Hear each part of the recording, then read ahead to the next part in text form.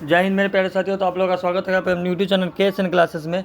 तो बात करते हैं कि हम लोगों ने काव्य खंड की क्लास शुरू की थी, जिसमें हम लोगों ने 5 चैप्टर तक कंप्लीट कर चुका है। आज मेरा छठा चैप्टर की बारी है, जिस छठा चैप्टर में तुमुल कोलाहल कलह में इसकी हम ऑब्जेक्टिव और भावार्थ को समझेंगे और बेहतर ढंग से पढ़ने का प्रयास करेंगे। अगर 12th के सिलेबस की बात करें तो मैंने अभी तक आपकी हिस्ट्री की सारी ऑब्जेक्टिव की क्लास 400 प्लस की क्लास मैंने करा रखा है। इसी चैनल पर प्लेलिस्ट बना है, जाके ज़रूर देख लेंगे। दूसरी चीज़ कि आपके हिंदी के क्या बोलते हैं गद्य खंड के आपकी बात करें तो 2 चैप्टर की क्लास हुई है। तीसरी चैप्टर की क्लास जल्द से जल्द आ जाएगी, क्योंकि टाइम के कारण नहीं बन पा रही है। तो आज ज़्यादातर चांस है कि आज आपकी वो क्लास आ जाएगी, ठीक है। और ये जो एक काव्य खंड की बात करते थे, तो काव्य खंड की आज छठा क्लास है, यानी कि छठी चैप्टर है। तो इसको बेहतर ढंग से समझिएगा और बेहतर ढंग से पढ़ने का प्रयास कीजिएगा। तो चलिए शुरू करते हैं आज की क्लास। लेते हैं आज की क्लास की पहली क्वेश्चन।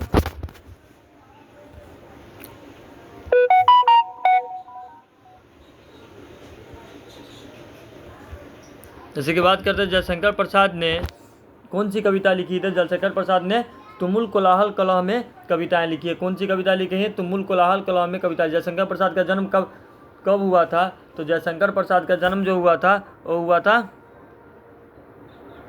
1989 में। कब हुआ था? 1989 में। जयशंकर प्रसाद के पितामह कौन थे? जयशंकर प्रसाद के पितामह थे शिवरतन साहू। कौन थे? शिवरतन साहू। अगला बात करते हैं जयशंकर प्रसाद कितनी वर्ष की अवस्था में पितृविहीन हुए थे। तो जयशंकर प्रसाद 12 वर्ष की अवस्था में पितृविहीन हो चुके थे। आगे बात करते हैं जयशंकर प्रसाद हिंदी साहित्य के किस काल के कवि थे। तो जयशंकर प्रसाद हिंदी साहित्य के आधुनिक काल के कवि थे। आगे बात करते हैं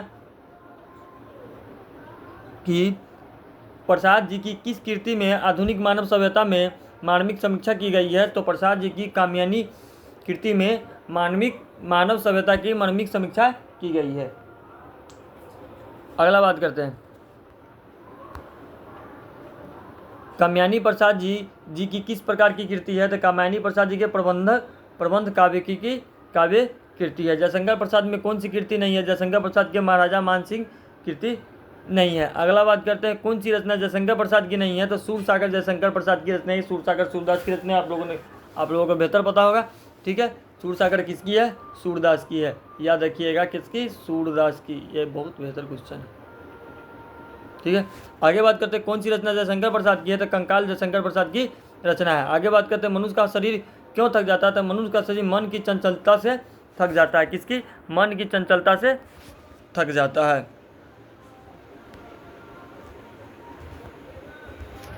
अगला देखिए मूल कोलाहल कलह में तुमुल कोलाहल कलह में मूल लिखा गया है। तुमुल कोलाहल कलह में प्रसाद जी किस रचना से ली गई है। तो कामयानी रचना से ली गई। अगला बात करते हैं सज्जल जलपात में कौन सा अलंकार है। तो सज्जल जलपात में रूपक अलंकार है। कौन सा अलंकार है? रूपक अलंकार है। आगे बात करते हैं मैं उषा की ज्योति में कौन सा अलंकार है। तो मैं उषा की ज्योति में अनुप्रास अलंकार है। कौन सा अलंकार? अनुप्रास अलंकार। आगे बात करते चाँद को किसके लिए तरसती है। तो चाँद को स्वाति नक्षत्र की पहली बंद के लिए तरसती है। अगला बात करते हैं जयशंकर प्रसाद ने किस भाषा में काव्य रचना की है। तो जयशंकर प्रसाद ने बड़ी वाली भाषा में काव्य रचना की है। इनमें से कौन सी पुस्तक प्रायसीजी की है। तो इनमें से इरना पुस्तक प्रायसीजी की। आगे बात करते हैं जयशंकर प्रसाद में कौन सी कृति अपूर्ण है। तो इरावती जयशंकर प्रसाद की कृति अपूर्ण है। प्रसाद रचित महाकाव्य का नाम है। पर कामयानी प्रसाद रचित महाकाव्य का नाम है। आगे बात करें जयशंकर प्रसाद की सफलतम नाट्य कृति है। तो जयशंकर प्रसाद की सफल नाट्य कृति है ध्रुव स्वामिनी। क्या नाम है? ध्रुव स्वामिनी। देखिए सारी चीज़ों को बेहतर ढंग से पढ़ने का प्रयास कीजिएगा और बेहतर ढंग से समझने का प्रयास कीजिएगा, ठीक है। क्योंकि आपका ऑब्जेक्टिव चाहे भावार्थ काव्य खंड से बहुत सारे क्वेश्चनों को पूछे जाते हैं, तो बेहतर ढंग से करने का इसका प्रयास कीजिएगा। अगला बात करते हैं जयशंकर प्रसाद किस वाद्य के कवि थे। तो जयशंकर प्रसाद किस वाद्य के कवि थे।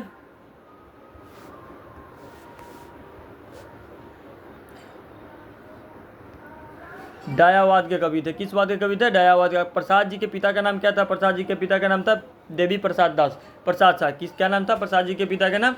देवी प्रसाद शाह। आगे बात करते हैं प्रसाद जी का जन्म कहाँ हुआ था। तो प्रसाद जी का यहाँ जन्म होगा। प्रसाद जी का जन्म कहाँ हुआ था। प्रसाद जी का जन्म हुआ था वाराणसी में।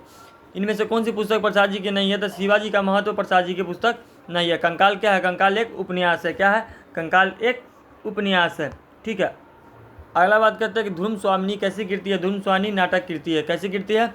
नाटक की कृति। आगे बात करते हैं देवी प्रसाद साहू जयशंकर प्रसाद ये कौन थे? तो देवी प्रसाद साहू जयशंकर प्रसाद के प्रपितामह थे। क्या थे? प्रपितामह थे। ठीक है, आगे बात करें तुमुल कोलाहल कलह में शीर्षक कविता के रचयिता कौन है? तुमुल कोलाहल कलह के शीर्षक कविता के रचयिता है जयशंकर प्रसाद। कौन है? जयशंकर प्रसाद। आगे बात करते हैं कामयानी की रचयिता कौन है? कामयानी की रचयिता है जयशंकर प्रसाद। ठीक है, तो अब चलते हैं आपके भावार्थों पे। भावार्थ को बेहतर ढंग से पढ़ने का प्रयास करेंगे और बेहतर ढंग से समझने का प्रयास करेंगे। ठीक है, आपकी जो मेन टॉपिक है यहाँ से क्वेश्चन 2 क्वेश्चन बनते हैं, तो जरूरी इसको बेहतर ढंग से ध्यान से समझने का प्रयास कीजिएगा।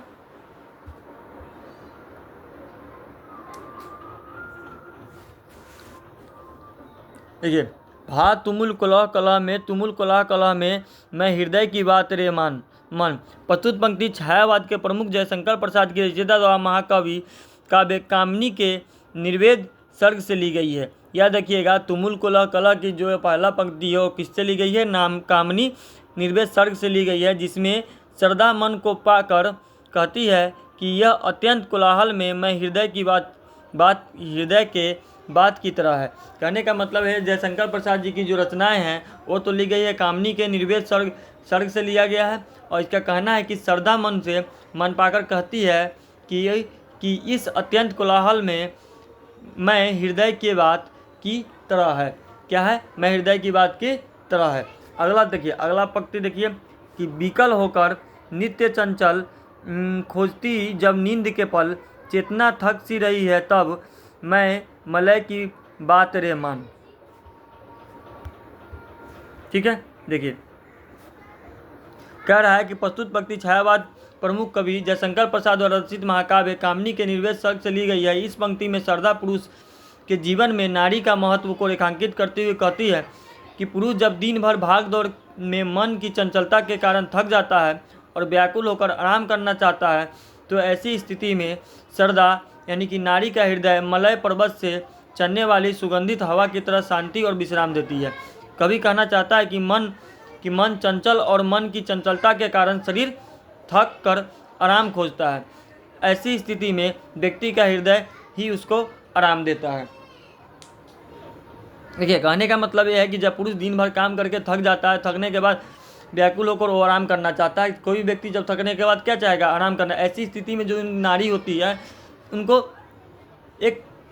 एक अच्छी तरह से बात करें ना, अपनी भाषा में एक नॉर्मल की तरह से वो इंसान से बिहेव करना चाहिए कि जो इंसान पूरे दिन काम करके थक जाने के कारण, वही कह रहा है कि मलय पर्वत से चलने वाली सुगंधित हवा की तरह विश्राम और शांति और विश्राम देती है। कौन? नारी। तो उससे कुछ उटपटांग बातें ना करके उसको एक बेहतर विश्राम देने की कृपा प्रदान करती है। तो कवि कहना चाहता है कि मन में चंचल और मन की चंचलता के कारण ही शरीर थक कर आराम खोजता है। यानी कि मन में चंचल रहेगा, चंचलता के कारण ही शरीर हमारा क्या करता है? आराम खोजता है। ऐसी स्थिति में व्यक्ति का हृदय ही उसको आराम देता है। ठीक है, आगे बात करते हैं। चीर विषाद विलीन मन की, इस व्यवता के तिमिर वन की, मैं उषा सी ज्योति रेखा कुसुम विकसित प्रात रे मन। ठीक है, अब देखिए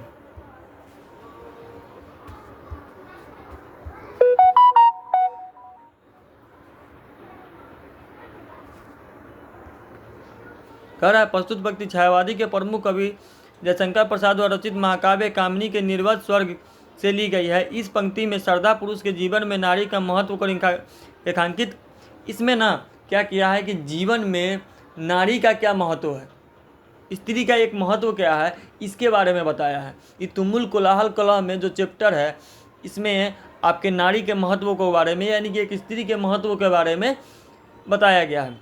ठीक है, कहती है कि मन अंधकार रूपी दुख के वन में दीर्घ काल के लिए दबा हुआ है। मैं उसमें सुबह के किरणें की तरह हूँ। मैं इस अंधकार से पूर्ण वन में पुष्प से भरे हुए सुबह के समान हूँ। यानी कहने का मतलब है, कह रही है कि इसमें नारी का महत्व को रेखांकित करते हुए कहती है कि मेरा मन अहंकार रूपी दुख के वन में दीर्घ काल से दबा हुआ है। क्या है? मेरा मन जो है वो अहंकार का है, यानी कि एक घमंड के मन में बहुत लंबे समय से इस वन में दब के रह गया है। ठीक है, मैं उसमें सुबह की किरणें की तरह हूँ, यानी कि सुबह की जो किरणें आती हैं निकल के चली जाती है, उसके बाद बहुत पूरा खिलता है, उसी तरह है वो सुबह के किरणें की तरह है। मैं इस अंधकार से पूर्ण वन में पुष्प से भरे हुए सुबह के समान हूँ। यानी कहने का मतलब है कि इस अंधकार में वन में पुष्प से भरा हुआ कि कहीं पर एक पुष्प खिल जाए उसके ही समान हूँ। ठीक है, समझ में आया। अगला चलते हैं। जहाँ मरु ज्वाला धड़कती चटकी कन को तरसती, उनकी जीवन घटिया की मैं सरस बरसात रे मन।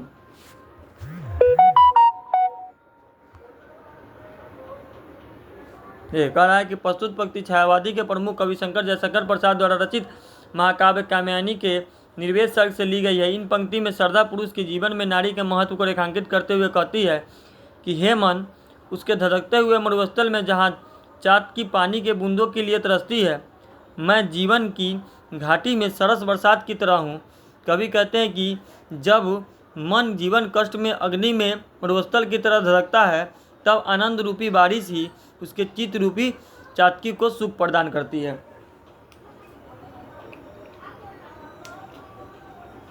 कहने का मतलब है, कहता है कि जो मेरा मन है वो क्या है, उस धधकते हुए मरुस्थल में जहाँ चटकी पानी के बूंदों के लिए तरसती है, यानी कि एक रेगिस्तान की तरह है जहाँ एक बूंद पानी की आवश्यकता है। ये चीज़ बता रहा है कि मैं जीवन की घाटी में सरस बरसात की तरह हूँ। कि सरस बरसात की तरह मतलब कभी कभी भी आ जाए, किसी टाइम एक बूंद पानी मिल जाए, इस तरह से। कवि कहता है कि जब मन जीवन के कष्ट की अग्नि के मरुस्थल की तरह धड़कता है, तब आनंद रूपी बारिश ही उनके चित्त रूपी चातकी का सुख प्रदान करती है। क्या? उनके चित्त रूपी चातकी का सुख प्रदान करती है। ठीक है, अगला देखिए। कहता है, पवन की परचीर में रुक जला जीवन जा रहा झुक, ई झुलसते विश्व वन की मैं कुसुम ऋतु रात रे मन। प्रस्तुत पंक्ति छायावादी प्रमुख श्री जयशंकर प्रसाद द्वारा रचित महाकाव्य कामिनी के निर्वेद सर्ग से ली गई है। इस पंक्ति में श्रद्धा पुरुष के जीवन में नारी के महत्व को रेखांकित करते हुए कहती है कि हे मन, जब जीवन पवन की ऊंची चार दीवारी में बंद होकर झुक जाता है, जब जीवन झुलस जाता है, ऐसी स्थिति में वसंत की रात की तरह हूँ जो ये झुलसे हुए मन को हरा भरा कर सकती है। कहने का मतलब है कि जब किसी का मन जीवन पवन की ऊंची चार दीवारी के अंदर बंद होकर रह जाता है, उसके बाद जब मानव जीवन झुलस जाता है, यानी कि बहुत ज़्यादा कठिनाई परेशानी आ जाता है, तो ऐसी स्थिति में बसंत की रात की तरह हूँ जो इस झुलसे हुए मन को हरा भरा कर सकती है। ठीक है, अगला देखिए।